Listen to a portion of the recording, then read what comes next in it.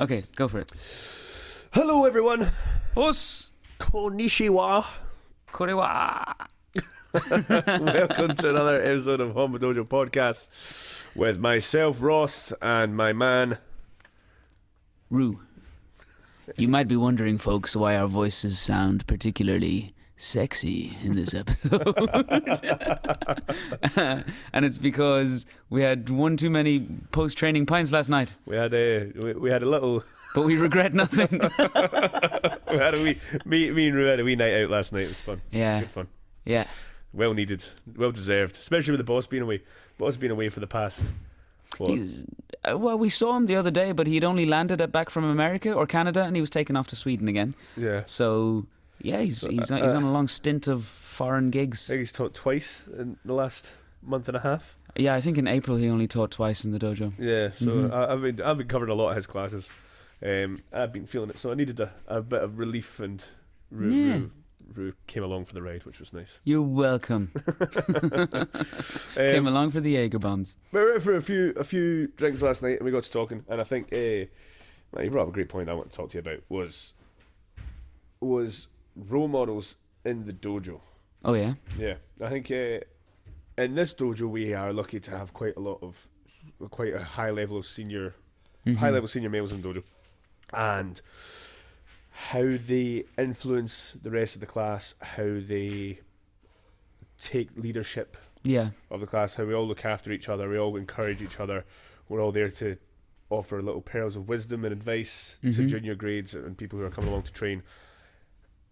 But you said yesterday's quite nice about having female role models in the dojo, and how obviously with Palma's passing we lost our big female role model in the dojo in a big way, and with other seniors like Karen saying not being able to train as often, and things like that we've lost out on a lot of female role models, and how something as simple as pulling some of the young girls or like black belt girls up as uke rather than your usual go-to people can make a difference, and I just want to know your thoughts on that, really. Well, it was brought up not by me, but by some of the girls in the dojo that when somebody is to be brought up as uke to demonstrate a point in class, it is usually a man. Now, probably, it could be for a lot of reasons, but the obvious ones are, the men are the senior grades in the dojo. Also, you can be pretty confident because we train together very regularly that if you call me up, I'll be able to take whatever kind of punch you're going to give me, or I'll be able to do whatever you're asking me to do. And the problem was we weren't inviting women up as uke often enough. And it was pointed out, and fair play to you. Ever since then, at least once or twice per class, you've been calling up a woman instead. And I thought, and we were just generally having a chat in the pub about seniors and juniors and looking up to people and sort of relationships between students in the dojo. And I guess even if it's only subconsciously, if there is a young girl in the dojo and she never sees a woman up there taking a whack off of Scott Sensei or Ross Sensei or whomever, it could be a deterring factor. And it could be sort of something that's going to subconsciously, give them the idea that they are less than. Actually, little young Georgia, who was just assisting me in the class before this podcast here, is about to turn 18, and she's saying, when I'm 18, you have to somebody punched me in the face, I want to go home with a bruise or something, a badge of honour to show everyone that I do karate. That's awesome. Which I think is really she's got funny, spirit, yeah. So maybe when she's an adult, officially, maybe she could be the go-to uke. Yeah, definitely. Things, she seems eager. Georgia is a 17-year-old showdown in the dojo. She assists one of my classes on Monday. She assists Scott on a Friday because those are two particularly big classes. She's got great spirit, and she's a great help. Yeah. And she wants to get hit, which is awesome. It's funny. But I'm wondering, do you think that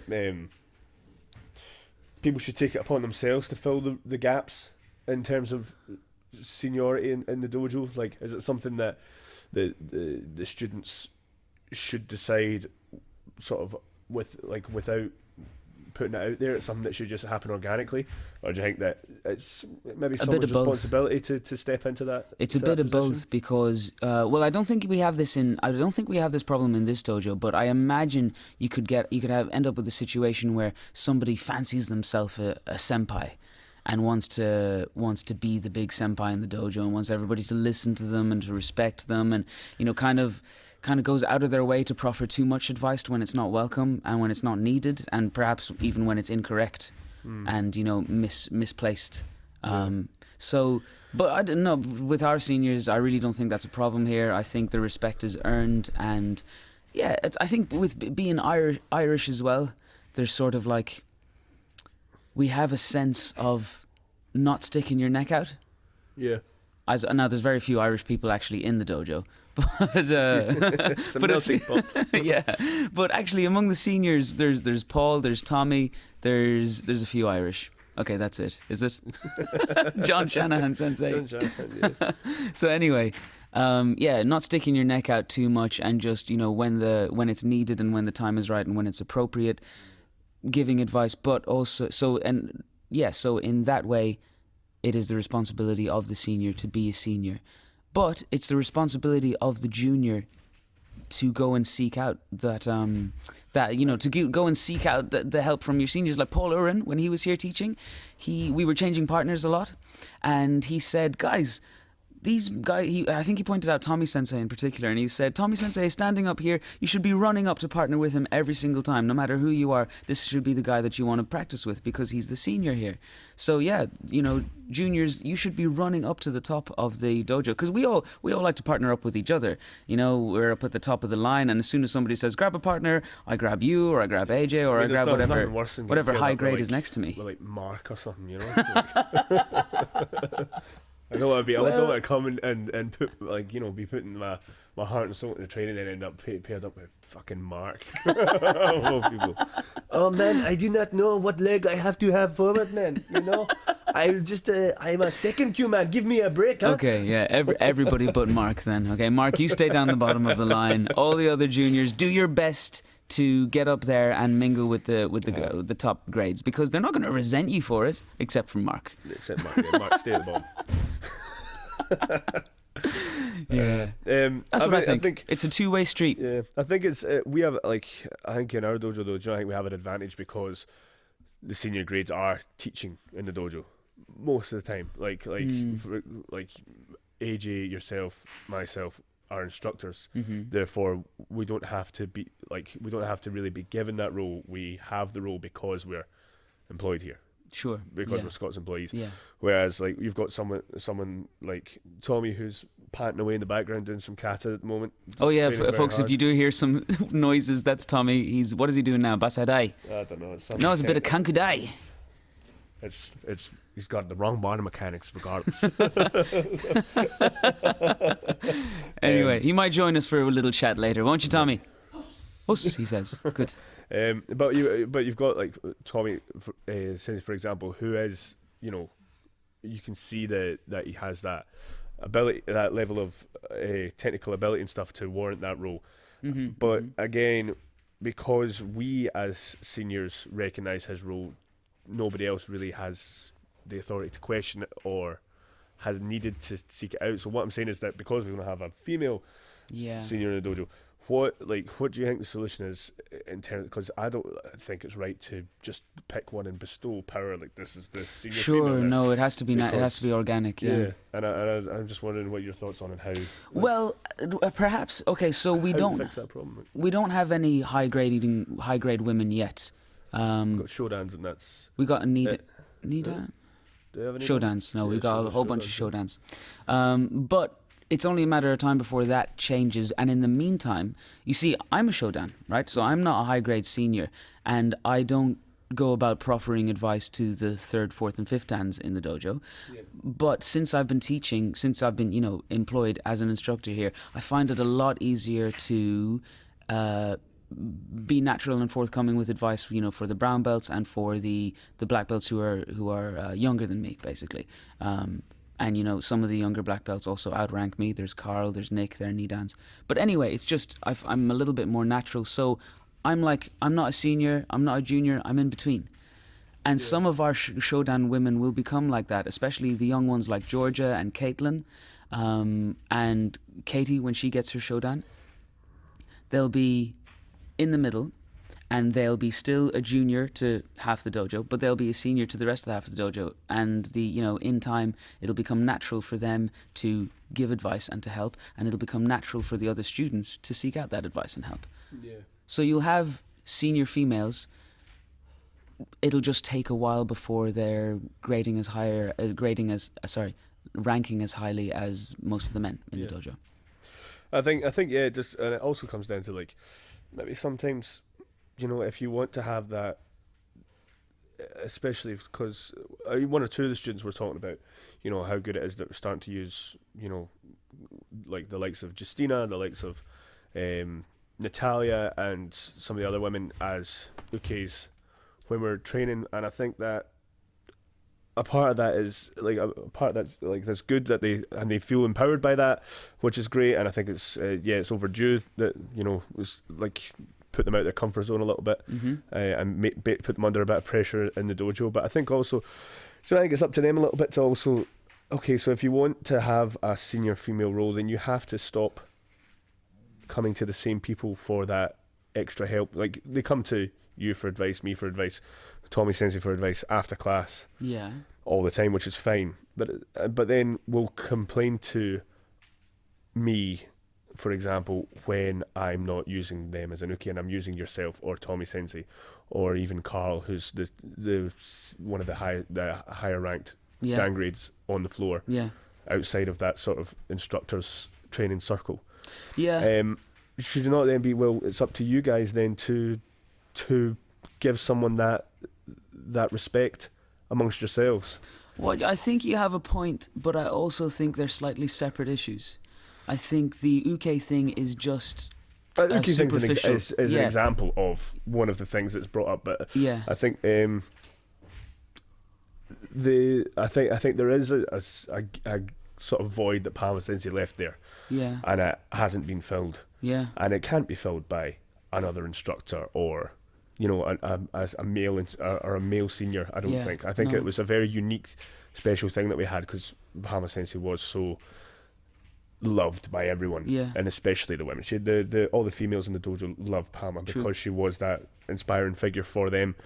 And I think, a part of me just wishes that someone would take the reins and step in and fill that role a little bit. Not to obviously that they can fill the role the same way that Palma Sensei did, but fill the role of being that person that's sort of, gung-ho a bit more.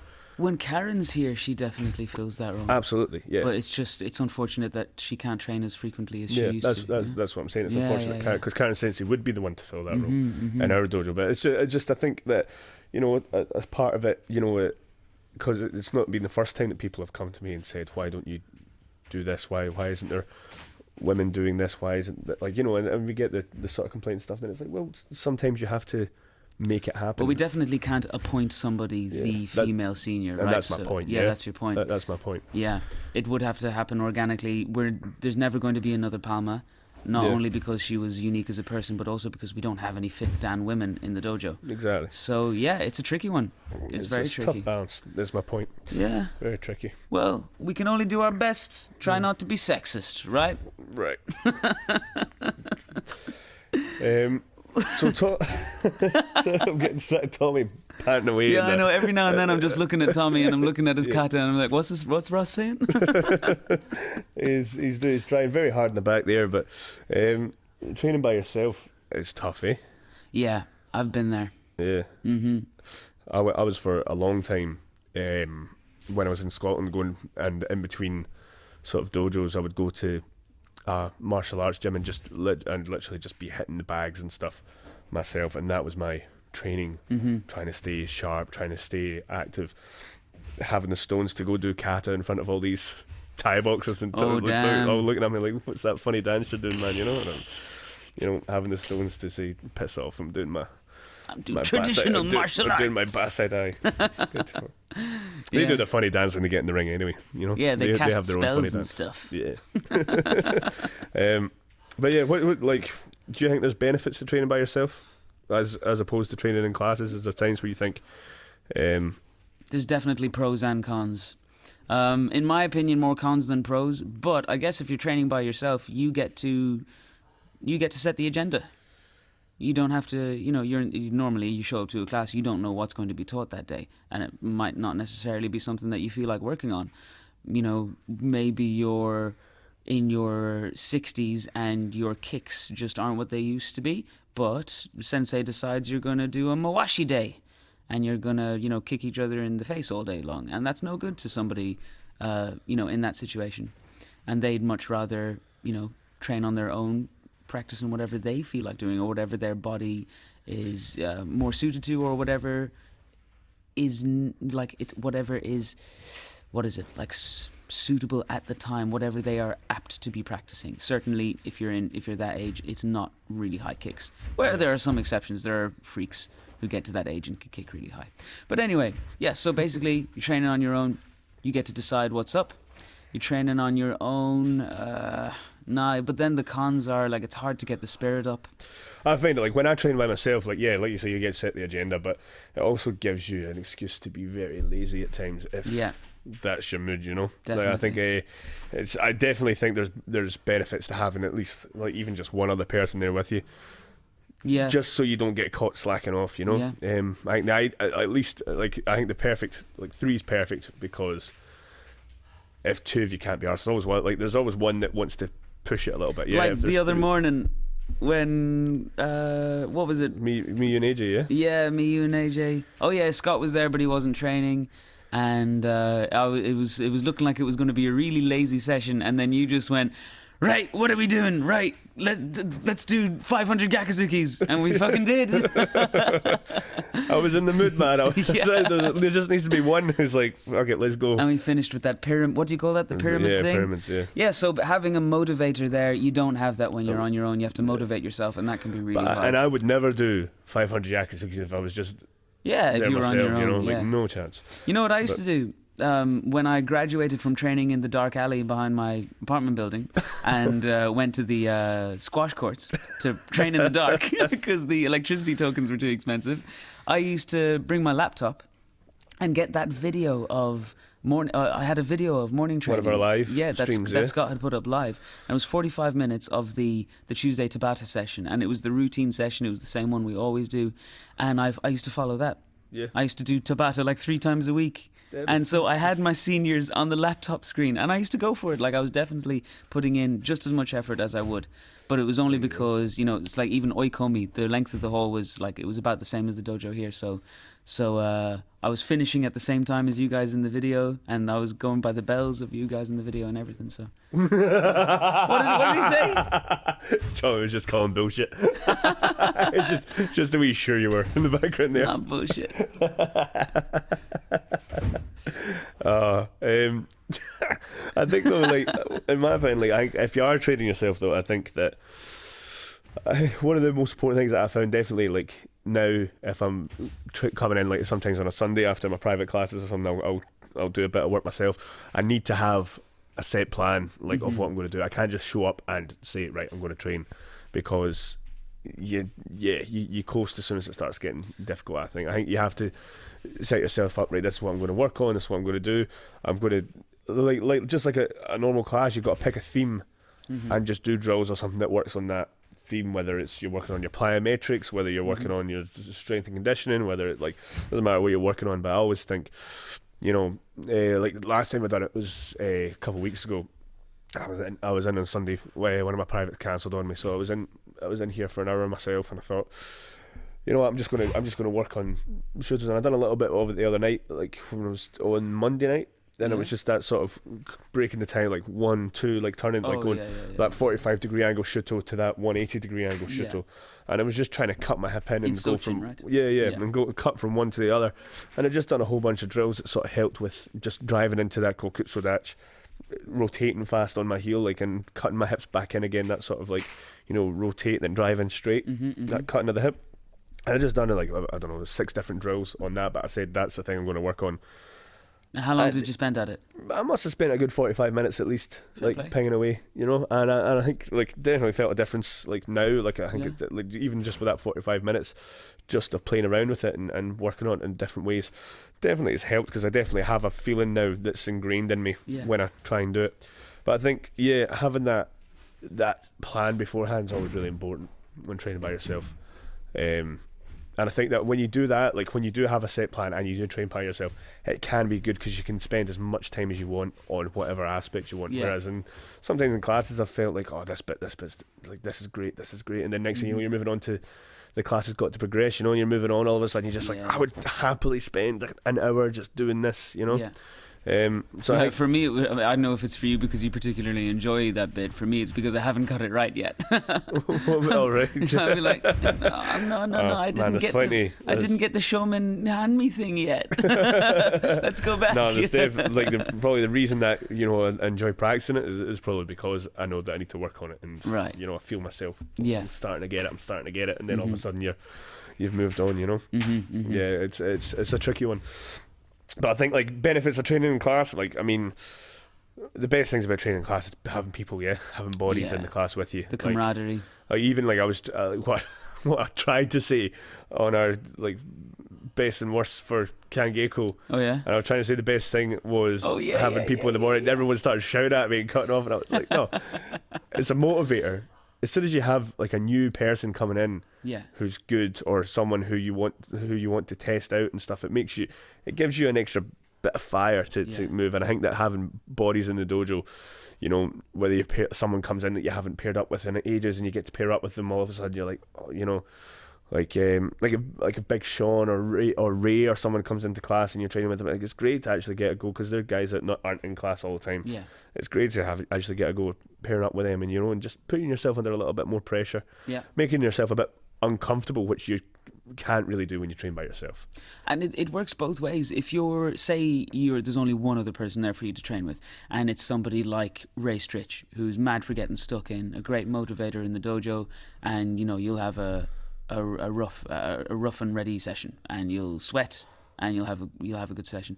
That's great. And then if you're there with somebody who's like a bit meeker and milder than you, it puts you in the position of motivator, and then you have to do it because if you're going to have a lazy session, you're wasting their time. Yeah. So you're responsible for getting them in the spirit and making sure they have a good session. So it's another two-way street. Drawback is though that you can get some dumplings. Dumplings. Like I said, like I mentioned earlier on, Mark. Mark's great. I'm being fair on Mark. Mark's great. Sure, I love Mark. But yeah, you can get especially if you're in one of those moods where you want to push hard. Mm-hmm. And it happens in a class, especially when it's a senior class, adult class with mixed grades. Sometimes you get paired up with a complete beginner, and you're stuck. And you're stuck there, and all of a sudden you're back into what we do every day is sensei mode, and I think some people who just train don't have that feeling of teaching all the time, so for them it's probably maybe quite refreshing. It's quite refreshing, a novelty for them to help someone out. They might enjoy it, but for me it's the last thing I want to do when I train in one of Scott's classes, for example, is teach. That's the last thing I want to do because you've spent all day doing it. It is the last thing I want to do, and that's the biggest drawback for me when it comes to training in classes. Is sometimes you end up with a dumpling. So what you were saying about Paul Uren, you should be running up to exactly. Tommy in the door. I was like that. Nope. You don't want that message to get across. Well, it's for their benefit, not for yours. Yeah. Of course. And I mean, but sometimes it's fine. Like sometimes you. Tommy's practicing his handstands. I'm getting really distracted because every so often I just hear a bang. He did unsu a minute ago. It was class. It was very good. I missed all of that. No, I was watching him. He's a bit all over the place actually. We're talking about solo train. He's a bit all over the place. One minute he's doing plank, next minute he's doing unsu, next minute he's doing handstands. He has no direction. His time. He didn't come in with a plan. He didn't come in with a set plan. He has no idea what's happening, and he's about to break his neck.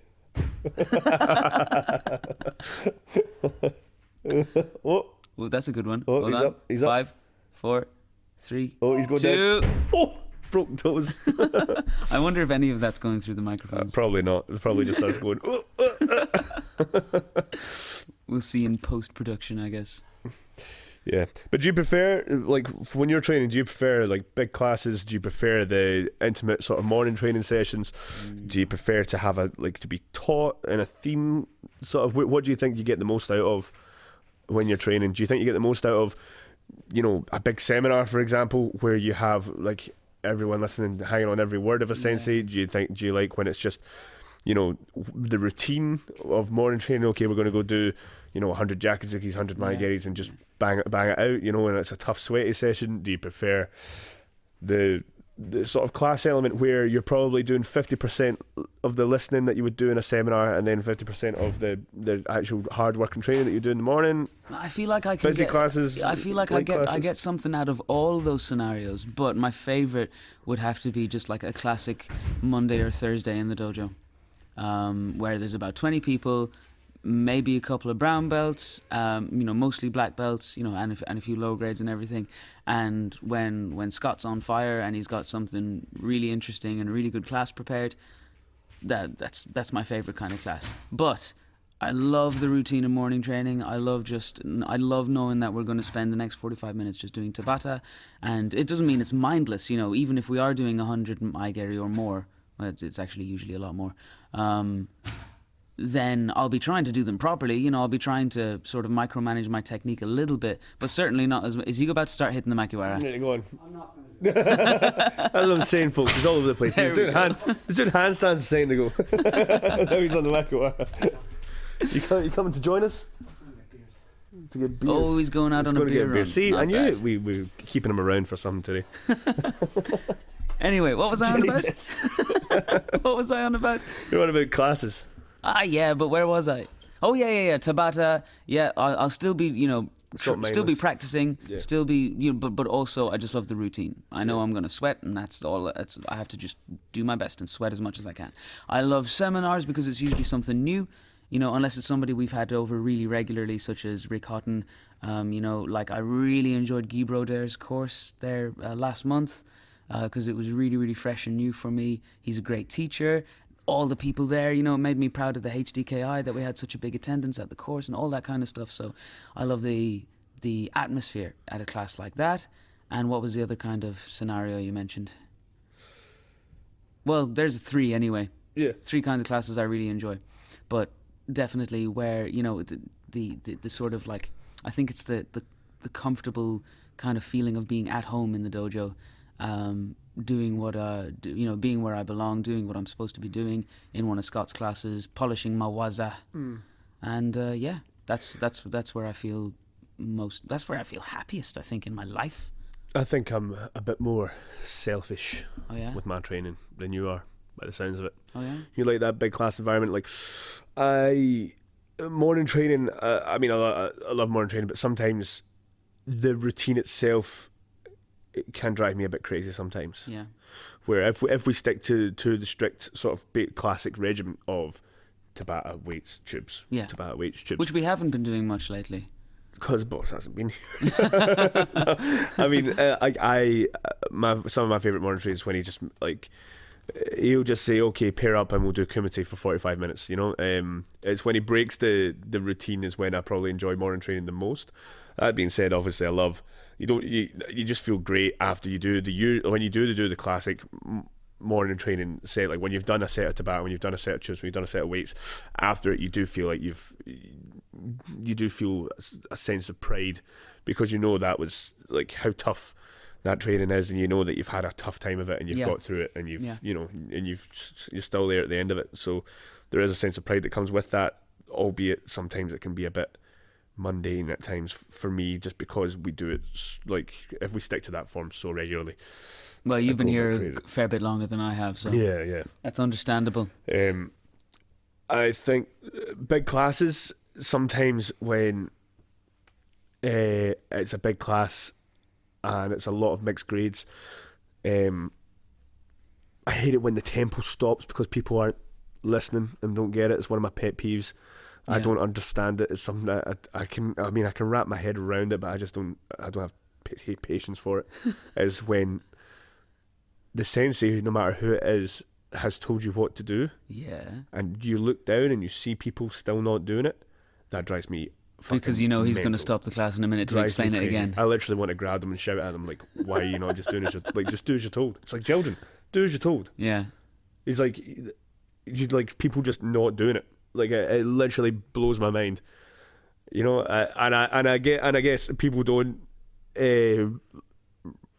pick up things as well. They don't have the same motor skills. I Maybe think other people don't care, man. I think other people are just there to be at karate and they're not trying to improve. yeah, maybe like there maybe I'm sure there's people that I mean everyone does karate for different reasons, but for me it's like that drives me fucking mental, and it happens most of the time when it's a busy class. Yeah. Because then you have a much like A broader range. of people and more chance of that happening. Seminars I think are great, but like I say, sometimes you can find yourself, because the person in front of you has so much to say, and again he or she has to try and put it across a whole broad spectrum of students. Yeah. Sometimes you just want to get on with it, you know. And they You just spend want too to jump long in and talking. do it. And it's not even that they spend so long talking, but it's a necessity when you're teaching in big groups like that. You have to get the message across, because the people have to take something away from it. And like there are seminars where you've stood up there and you've just done Gyakuzuki and a lot of Kihon up and down, and then you go away and you go, I didn't actually, that was kind of a waste of time, a waste of that extra money that you're paying or whatever for that seminar. So I've been in situations like that with some senseis who are just doing Kihon up and down and not really teaching much. You feel like you're missing out, and then on the flip side, sometimes they're trying to say too much and you miss out on the actual, just want to sweat a little bit, Yeah. So that's a tricky balance. So for me, the best training environment is when it's a normal class but quiet. I see. There's maybe 8 people, like during the summertime when everyone's away. Oh yeah. And there's like 8 people showing up, Yeah.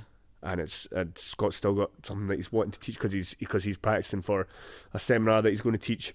Yeah. Or a summer camp. This is what I'm going to teach on the summer camp, or Yeah. this is what I'm thinking. Or he's trying to, mold the idea of what he's going to teach together. So he's trying stuff out. That's when I get excited, man. I get when Scott senses he's on form, teaching really well, or teaching something that's quite a high level that he's getting ready to teach the senior grades at a camp or something, or a seminar that he's going to do. This is specifically for when I have those sort of third dan and above crowd. Yeah. Like I remember one of the best classes ever was when he's done his Kihon Ippon, Oh yeah. Kaishu yeah, Ippon, yeah. Jukumite, Kaishu Ippon, Kihon Ippon. We have to have a word for that. The evolving kumite class, The pyramid of Kumite, the pyramid of kumite. Cool. That pyramid of Kumite, and Topless Tommy. and it was when Just emerged from the shower. and it was when he was first started to teach that. I think it was myself, Tommy, Paul. Donald? No, it was after Donald left, and like I don't know, three others in the class. I think there was 6 of us, and he just trained, drilled it, and he was going into the details of what he wanted us to do. Because there were so few of us, the message was coming across so clear. We were just rotating around, changing partners and doing it, and it was one of the best classes I've ever done in this dojo. Cool, man. Like it was amazing. And I think that's when I enjoy training the most. It's when it's selfish of me to maybe say I don't want as many people in the class. I would like You're allowed to be selfish sometimes, I guess. I'm selfish with my training, and it's when it's they were all high grades. They all were there with their heads screwed on, ready to train. They were dedicated because they're there during the summer, break period when the sun's out, everyone's at the beer gardens and stuff like that. Yeah. We were all there ready Drinking to train. cans on the canal. That's it. And we were all there ready to train, and we, you just ping it out, man. That's the best. Cool. Well, I'm looking forward to my first summer as a full-time instructor. Maybe we'll have some classes like that. Nah, I'm close to it. No. But what was I gonna say? Yeah, I think just like you said, when you started talking, you just said that you're more selfish than me. It's probably just it could be that you're at the stage where you need to be more selfish, or that's your modus operandi. It's your default setting. I am, like I said earlier when we were talking about junior seniors. I'm in the middle. Yeah. So But I don't need to have a super advanced class to feel like I'm getting a lot out of it. I think I've always been like that, though. I think that's something that I've always been a bit, like I say, like when I'm training, I have very little tolerance for people who aren't keeping up with my pace in terms of understanding what I'm being asked to do. Mm-hmm. That's always been my way of things. It's like, why can you not just do this? Like since I was a kid, I remember, one of my pals in the class who was just being an idiot and not listening and stuff. I just couldn't understand, like, why are you not just why don't you listen to Sensei? just do as you're Idiot. told, just do it's like, just do as you're told, man. What are you here for if you're not here to try? Oh, you were such a good boy. I was a good boy. Yeah, Sensei's pet. I was such a one of the kids actually go, "You're just a teacher's pet, Ross." I was like, yeah, well, I'm learning to kick I your was ass. like, yeah, well, that's why I kick your ass every day. You're gonna be smart, yeah. So I think with that I have very little patience. Very patient in class when I'm teaching. Yeah. Because that's my job. I'm very patient. And again, if somebody's struggling in front of me, I'll help them out in the class. But I hope you're all listening. If I am helping you out in classes when I'm training, like on a Thursday or a Monday, guys, I hate you. I hope you realise. Don't say that. I swear to God, I am seething. Actually, when we are training, if I have to stop going, like we're starting to ramp up the timing and the speed, and we're starting to go, okay, five times, change legs five times, and that's your time to go. If I have to slow down to tell you what to do, man, I am fucking. You know what? Actually, this is now I understand why I get the feeling I do when we're switching partners, and I end up in front of you, and there's this fucking look in your face, and I'm like, gee, I better do this properly, or I'm going to be in trouble. Because I've just spent like 10 minutes with numpties who. It's the first thing he was talking about at the start of class, and they're still not like. Yeah. It drives me crazy. Yeah. It's like we've just spent 40 minutes doing this. Yeah.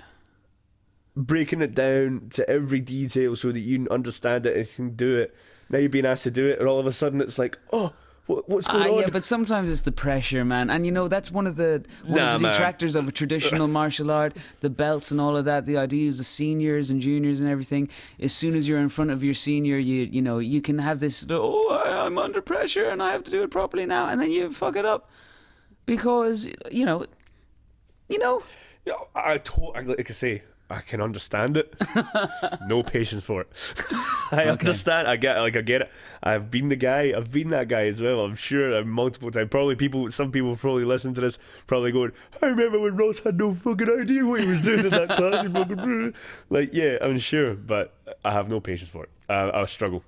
And again, it's because I spend every other moment in the dojo teaching and helping. So when I'm getting a chance to finally move and train and learn, if people are stopping me from getting the most I can out of it, I get not on the surface. It's deep seething hatred on the inside. Oh, it's really deep inside. Really okay, deep you inside. bottle it up. That's a good boy. It'll come out like once a year, like just with accidentally kicked you. It's okay. You'll be accidentally injured a child. It's all right. Yeah, it comes out that one time a year when I actually shout at the kids. That's what it is. There'll be just one day where all of a sudden just scream at someone. Aww. No. But yeah, no patience for it. It's my fair enough. Yeah. Now we know. Yes. Don't pair up with Ross if you're not if you're a dumpling.